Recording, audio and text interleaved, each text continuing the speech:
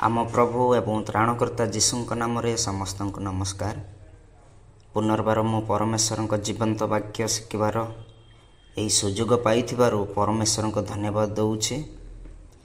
ଏହି ଭିଡ଼ିଓରେ ଆସନ୍ତୁ ଚୁକ୍ତି ଏବଂ ନିୟମ ସହିତ ଜଡ଼ିତ ଆଉ ଏକ ନୂତନ ବିଷୟ ଶିଖିବା ପାଇଁ ଆଲୋଚନା କରିବା, କାରଣ ଚୁକ୍ତି ମଧ୍ୟ ମଶାଙ୍କ ପୁସ୍ତକର ଏକ କେନ୍ଦ୍ରୀୟ ବିଷୟ ଅଟେ। ତେଣୁ ଆଜିର ଥିଓଲୋଜି ବିଷୟ ହେଉଛି ଚୁକ୍ତି ବା ନିୟମ, ଯାହାକୁ ଇଂରାଜୀରେ କଭେନାଣ୍ଟ ବୋଲି କୁହାଯାଏ। ଯେତେବେଳେ ଆମେ ବ୍ୟବସ୍ଥା ପୁସ୍ତକ ପଢ଼ୁ, ପରମେଶ୍ୱର ଏବଂ ତାଙ୍କ ଲୋକଙ୍କ ମଧ୍ୟରେ ଚୁକ୍ତି ସ୍ଥାପନ ହେଉଛି ପଞ୍ଚଗ୍ରନ୍ଥ ପୁସ୍ତକର ମୁଖ୍ୟ ଥିଓଲୋଜି ଅଟେ। ଆମେ ଦେଖୁ ଯେ ପରମେଶ୍ୱର କିଛି ଲୋକଙ୍କୁ ଏକ ନିର୍ଦ୍ଦିଷ୍ଟ ଉଦ୍ଦେଶ୍ୟ ପାଇଁ ସେମାନଙ୍କ ସହିତ ଚୁକ୍ତି ନିର୍ମାଣ କରନ୍ତି। କିଛି ଲୋକଙ୍କ ସହିତ ଏକ ଚୁକ୍ତି ନିର୍ମାଣ କରିବାର କାରଣ ହେଉଛି ପରମେଶ୍ୱର ଏବଂ ତାଙ୍କ ଲୋକଙ୍କ ମଧ୍ୟରେ ଘନିଷ୍ଠ ସମ୍ପର୍କ ରଖିବା ଏବଂ ଘନିଷ୍ଠ ସମ୍ପର୍କ ସ୍ଥାପନ କରିବା। ତେଣୁ ଚୁକ୍ତି ହେଉଛି ମଶାଙ୍କ ପୁସ୍ତକରେ କେନ୍ଦ୍ରୀୟ ଆଲୋଚନା। ଆସନ୍ତୁ ଏବେ ମୁଖ୍ୟତଃ 3 ପ୍ରକାରର ଚୁକ୍ତି ବିଷୟରେ ଆଲୋଚନା କରିବା, ଯାହା ପରମେଶ୍ୱର ମଶାଙ୍କ ପୁସ୍ତକରେ ଆରମ୍ଭ କରିଥିଲେ।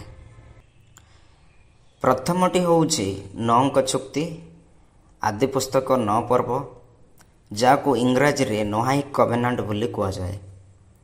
ଦ୍ୱିତୀୟଟି ହେଉଛି ଅବ୍ରାହ୍ମଙ୍କ ଚୁକ୍ତି, ଆଦି ପୁସ୍ତକ 12 ପର୍ବ, 15 ପର୍ବ, 17 ପର୍ବ, ଯାହାକୁ ଇଂରାଜୀରେ ଅବ୍ରାହମିକ୍ କଭେନାଣ୍ଟ ବୋଲି କୁହାଯାଏ। ତୃତୀୟଟି ହେଉଛି ମଶାଙ୍କ ଚୁକ୍ତି, ଯାତ୍ରା ପୁସ୍ତକ 19 ପର୍ବରୁ 24 ପର୍ବ ପର୍ଯ୍ୟନ୍ତ, ଯାହାକୁ ଇଂରାଜୀରେ ମୋସାଇକ୍ କଭେନାଣ୍ଟ ବୋଲି କୁହାଯାଏ।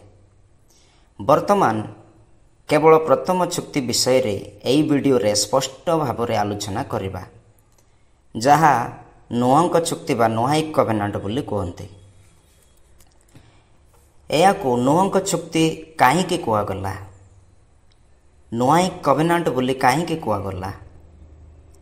ଏହାର ଉତ୍ତର ହେଉଛି ପରମେଶ୍ୱର ନୋହଙ୍କ ସହିତ ପ୍ରଥମେ ଚୁକ୍ତି ସ୍ଥାପନ କରିଥିଲେ। ତେଣୁ ଏହାକୁ କୁହାଗଲା ନୋହଙ୍କ ଚୁକ୍ତି ବା ନୋହାଇକ୍ କଭେନାଣ୍ଟ।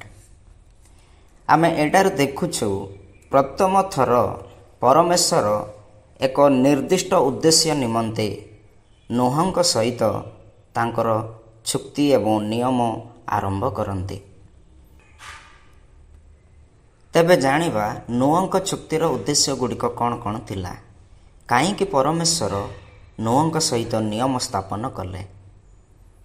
କେଉଁ ଉଦ୍ଦେଶ୍ୟ ଗୁଡ଼ିକ ଏହି ନିୟମରେ, ଏହି ଚୁକ୍ତିରେ ରହିଅଛି, ସେ ସମସ୍ତ ବିଷୟ ଆଜି ଆମେ ଶିଖିବା। ପ୍ରଥମରେ ମାନବ ଜାତିର ଦୁଷ୍ଟତା ଯୋଗୁଁ। ମାନବ ଜାତିର ଦୁଷ୍ଟତା ଯୋଗୁଁ ପରମେଶ୍ୱର ନୋହଙ୍କ ସହିତ ଚୁକ୍ତି ସ୍ଥାପନ କଲେ।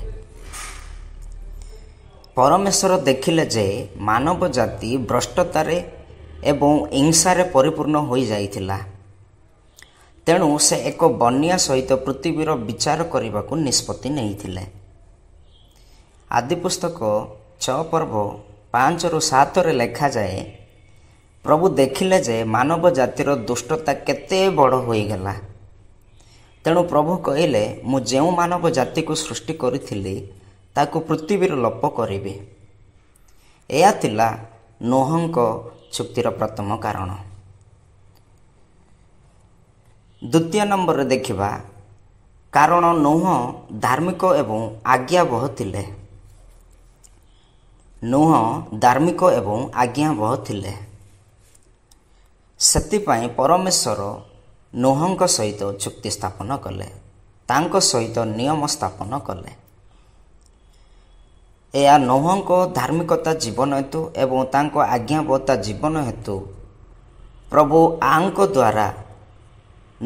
ଦ୍ୱାରା ଆଗାମୀ ପିଢ଼ିକୁ ପ୍ରସ୍ତୁତ କରିବା ନିମନ୍ତେ ପରମେଶ୍ୱର ନୋହଙ୍କ ସହିତ ଏହି ଚୁକ୍ତି ସ୍ଥାପନ କଲେ।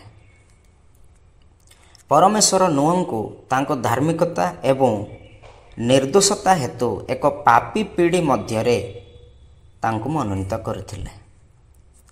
ଆଦି ପୁସ୍ତକ 6 ପର୍ବ 8 ଏବଂ 9ରେ ଲେଖାଯାଏ, କିନ୍ତୁ ନୋହ ପ୍ରଭୁଙ୍କ ଦୃଷ୍ଟିରେ ଅନୁଗ୍ରହ ପାଇଲେ ନୂହ ଜଣେ ଧାର୍ମିକ ବ୍ୟକ୍ତି ଥିଲେ। ତାଙ୍କ ସମୟର ଲୋକମାନଙ୍କ ମଧ୍ୟରେ ନିର୍ଦ୍ଦୋଷ ଥିଲେ ଏବଂ ସେ ପରମେଶ୍ୱରଙ୍କ ସହିତ ଚାଲିଥିଲେ। ଏହି ବାକ୍ୟ ଦ୍ୱାରା ଜାଣିପାରୁ ଯେ ନୂହଙ୍କ ବିଶ୍ୱାସ ଏବଂ ତାଙ୍କ ଆଜ୍ଞାବହତା ଜାହାଜ ନିର୍ମାଣ କରିବାରେ, ଧାର୍ମିକତା ପ୍ରଚାର କରିବାରେ ତାଙ୍କୁ ଏକ ଉପଯୁକ୍ତ ଚୁକ୍ତିର ଅଂଶୀଦାର କରିଥିଲା। ଏବ୍ରୀ 11 ପର୍ବ 7ରେ ଲେଖାଯାଏ, ବିଶ୍ୱାସ ଦ୍ୱାରା ନୂହ ତାଙ୍କ ପରିବାରକୁ ରକ୍ଷା କରିବା ପାଇଁ ଏକ ଜାହାଜ ନିର୍ମାଣ କରିଥିଲେ। ପୁଣି ସେ ବିଶ୍ୱାସ ସହିତ ଧାର୍ମିକତାର ଉତ୍ତରାଧିକାରୀ ହୋଇଥିଲେ। ତେଣୁ ଏହା ଥିଲା ନୂହଙ୍କ ଚୁକ୍ତିର ଦ୍ୱିତୀୟ କାରଣ। ଆମେ ତୃତୀୟ ନମ୍ବରରେ ଦେଖିବା କାହିଁକି ପରମେଶ୍ୱର ନୂହଙ୍କ ସହିତ ଚୁକ୍ତି ସ୍ଥାପନ କଲେ, ନିୟମ ସ୍ଥାପନ କଲେ। ଆସନ୍ତୁ ଜାଣିବା। ତୃତୀୟ ନମ୍ବରଟି ହେଉଛି ଜୀବନ ରକ୍ଷା କରିବା ଏବଂ ପୁନର୍ବାର ଆରମ୍ଭ କରିବା ନିମନ୍ତେ। ଜୀବନ ରକ୍ଷା କରିବା ଏବଂ ପୁନର୍ବାର ଆରମ୍ଭ କରିବା ନିମନ୍ତେ ପରମେଶ୍ୱର ନୂହଙ୍କ ସହିତ ଚୁକ୍ତି ସ୍ଥାପନ କଲେ। ପରମେଶ୍ୱର ମାନବ ଜାତି ଏବଂ ସମସ୍ତ ପ୍ରାଣୀଙ୍କୁ ରକ୍ଷା କରିବା ପାଇଁ ଏବଂ ଜଳପ୍ଳାବନ ପରେ ପୃଥିବୀ ପାଇଁ ଏକ ନୂତନ ଆରମ୍ଭ ପ୍ରଦାନ କରିବା ନିମନ୍ତେ ନୂହଙ୍କ ସହିତ ଚୁକ୍ତି କରିଥିଲେ। ଆଦି ପୁସ୍ତକ 6 ପର୍ବ 18 ଏବଂ 19ରେ ଲେଖାଯାଏ, କିନ୍ତୁ ମୁଁ ତୁମ ସହିତ ମୋର ନିୟମ ସ୍ଥାପନ କରିବି ଏବଂ ତୁମ୍ଭେ ଜାହାଜରେ ପ୍ରବେଶ କରିବ, ସେମାନଙ୍କୁ ତୁମ ଦ୍ୱାରା ବା ତୁମ୍ଭ ସହିତ ଜୀବିତ ରଖିବା। ଏହି ବାକ୍ୟ ଦ୍ୱାରା ଜାଣିପାରୁ ଯେ ପରମେଶ୍ୱର ଦୁଷ୍ଟତାରେ ପରିପୂର୍ଣ୍ଣ ଜାତିକୁ ବିନାଶ କରି ଏକ ନୂତନ ପିଢ଼ିକୁ ପ୍ରସ୍ତୁତ କରିବା ନିମନ୍ତେ ନୂହଙ୍କ ସହିତ ପରମେଶ୍ୱର ନିୟମ ସ୍ଥାପନ କଲେ। ତେଣୁ ଏହା ଥିଲା ନୂହଙ୍କ ଚୁକ୍ତିର ତୃତୀୟ କାରଣ। ତେବେ ବର୍ତ୍ତମାନ ଜାଣିବା ନୂହଙ୍କ ଚୁକ୍ତିରେ ବା ନୂହଙ୍କ ନିୟମରେ କ'ଣ କ'ଣ ଅନ୍ତର୍ଭୁକ୍ତ ଥିଲା। ପ୍ରଥମରେ ଆମେ ଦେଖିବା ପରମେଶ୍ୱରଙ୍କ ଅନୁଗ୍ରହ ଏବଂ ପରମେଶ୍ୱରଙ୍କ ପ୍ରତିଜ୍ଞା ଅନ୍ତର୍ଭୁକ୍ତ ଥିଲା। ଏହି ଚୁକ୍ତିରେ, ଏହି ନିୟମରେ ପରମେଶ୍ୱରଙ୍କ ଅନୁଗ୍ରହ ଏବଂ ପରମେଶ୍ୱରଙ୍କ ପ୍ରତିଜ୍ଞା ଅନ୍ତର୍ଭୁକ୍ତ ଥିଲା।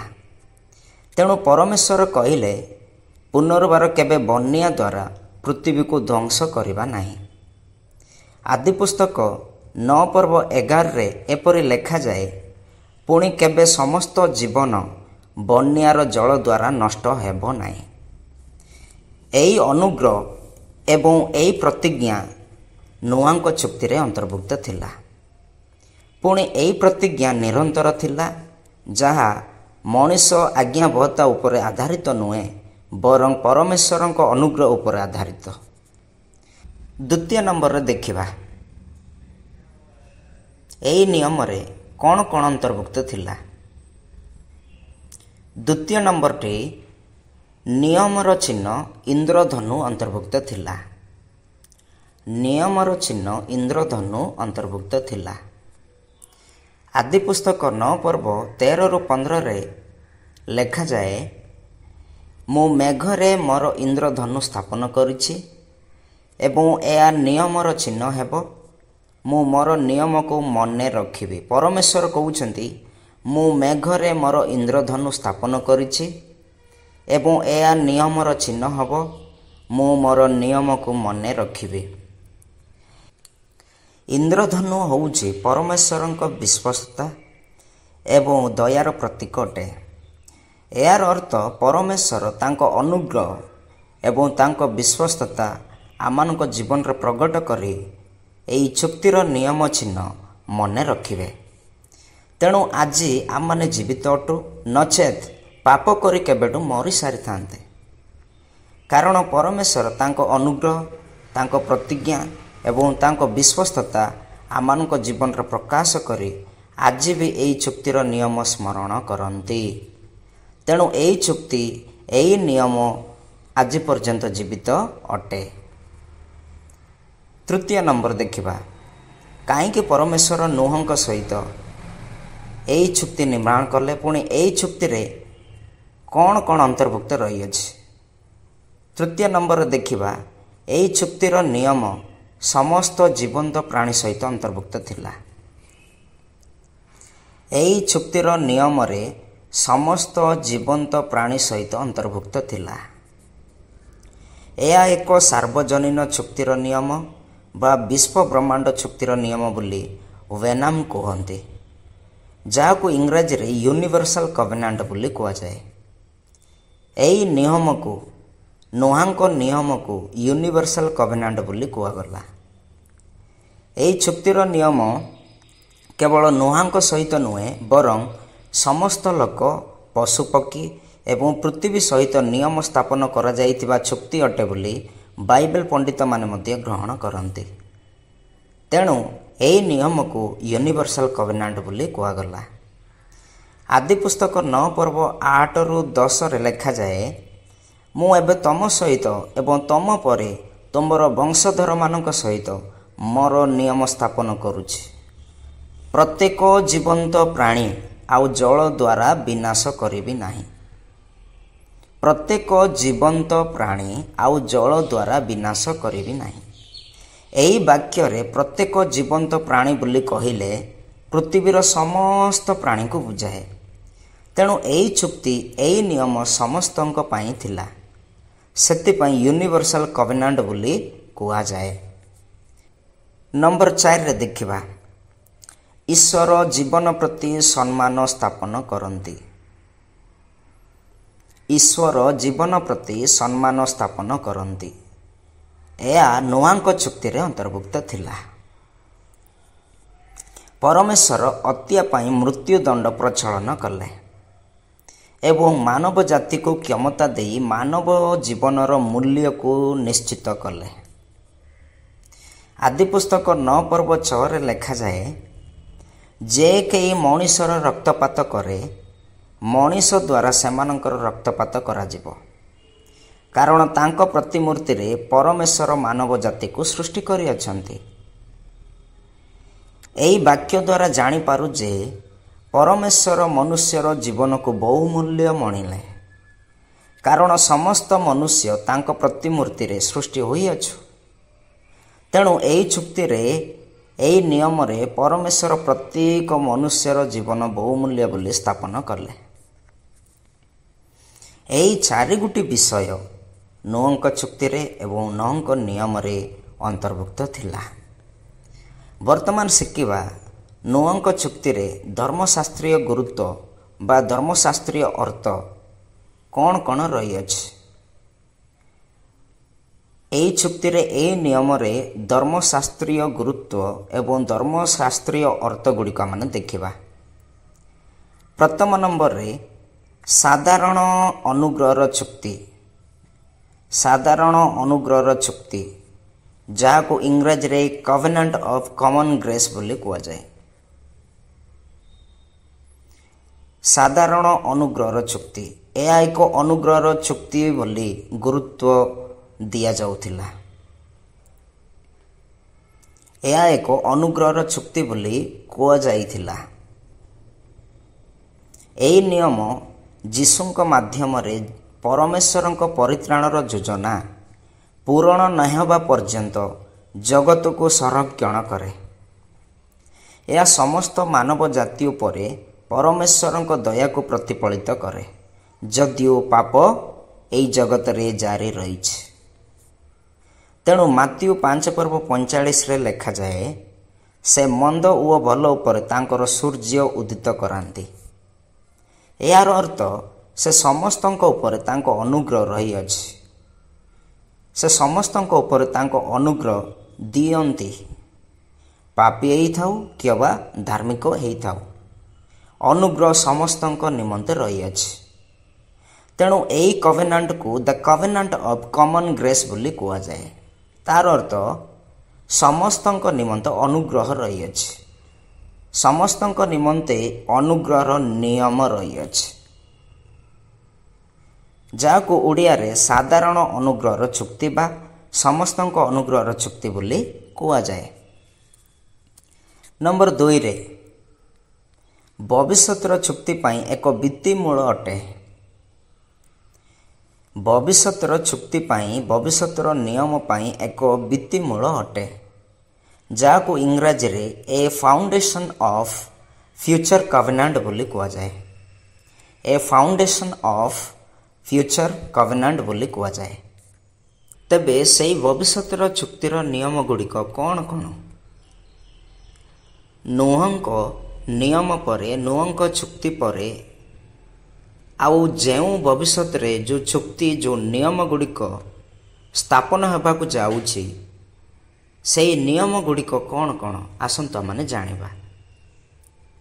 नंबर 1 रे अब्राहमक चुक्तिर नियम जाकु इंग्राजी रे अब्राहमिक कवेनांट बोली कुआ जाए। नंबर 2 रे मोसांक चुक्तिर नियम जाकु मोसाइक कवेनांट बोली इंग्राजी रे कुआ जाए। तृतीय रे दाऊदंक चुक्तिर नियम जाकु इंग्राजी रे डेविडिक कवेनांट बोली कुआ जाए। चतुर्थ रे जीसुंक नूतन नियमर चुक्ति जाकु इंग्राजी रे न्यू कवेनांट ऑफ जीसस बोली कुआ जाए। तेणु नोहंक चुक्ति द्वारा एई परवर्ती चुक्तिर नियम गुड़िक पर्याय स्थिर करे बा माध्यम सृष्टि करे। एया चुक्तिर नियम एवं प्रतिज्ञा पालनकारी परमेश्वर भावरे परमेश्वरंक स्वभाव को प्रकाश करे। नंबर 3 रे देखिबा जीसु ख्रीष्टन को इंगित करे। एई नियम एई चुक्ति जहा नोहंकर थिला जाकु नोहाइक कवेनांट बोली कुआ जाए। एई चुक्ति एई नियम जीसु ख्रीष्टन को इंगित करे। नोहांक चुक्तिर नियम जीसुंकु देखाए। पितर नोहंक जहाज को जीसुंक परित्राण सहित तुलना करती। यार अर्थ नोहंक जहाज विचारर आश्रय स्थल को बुझाए एवं जीसुंक रूप जहाज परित्राणर आश्रय स्थल को बुझाए।